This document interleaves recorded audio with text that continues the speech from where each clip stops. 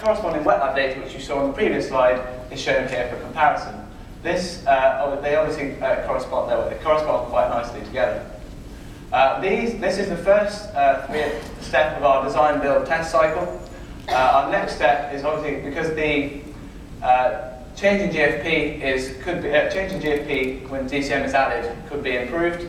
Our next step is to modulate the RBS strength and the degradation rate to complete our design, build, test cycle. Many iterations of this would lead to a very efficient biofilter.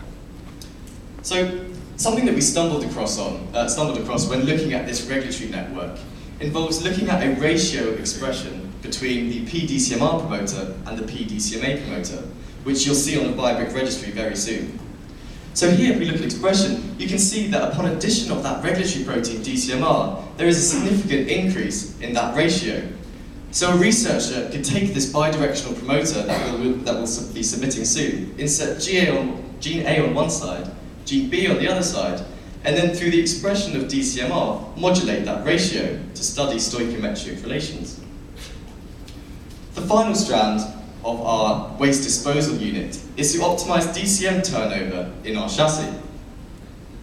Back to Metallobacterium exctorquens here, we can see that in the native system, through our Michaelis-Menten kinetic modeling here, which uses literature values and other values that are consistent with our bioremediation solution, it would take over 24 hours for 8 times 10 to the 12 bacteria to degrade just 7.5 milliliters of DCM, which I think you'll agree is quite terrible, and a synthetic biology solution for bioremediation here was obvious. So with this, we set about expressing DCMA in our chassis, which involved looking at this enzyme, the dichloromethane dehalogenase, which, as I mentioned, converts DCM to formaldehyde through 2 toxic intermediates, into reverse translation and code and optimizing this for our chassis, and incorporating a medium-strength RBS ahead of this. If we're able to obtain expression then, we wanted to think about how we could use an assay to measure activity. And this assay involves 2 enzyme-linked reactions, which convert DCM to formaldehyde, and then to formate, with a change in NAD plus redox state, which we can observe in a spectrophotometer. Initially, however, we couldn't get any activity for DCMA that we had expressed, and we thought that it might be some issue with expression. So we went back and had a look at this.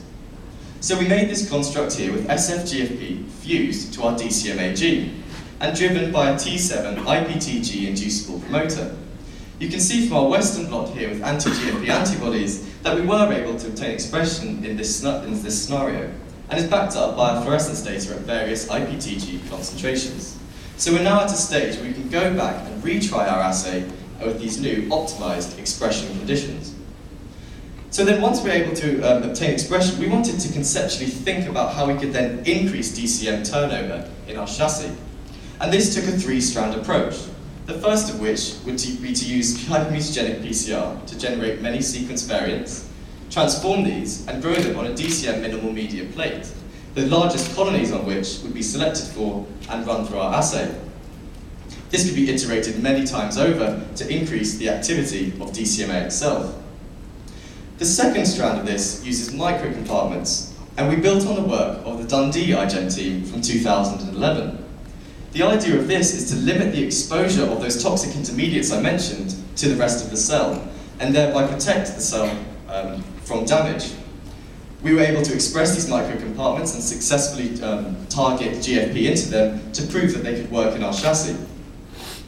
The final strand led us to a collaboration with Melbourne iGEM team, in which we looked at their star peptide concept for increasing flux through a pathway by tethering them together in a scaffold-like fashion.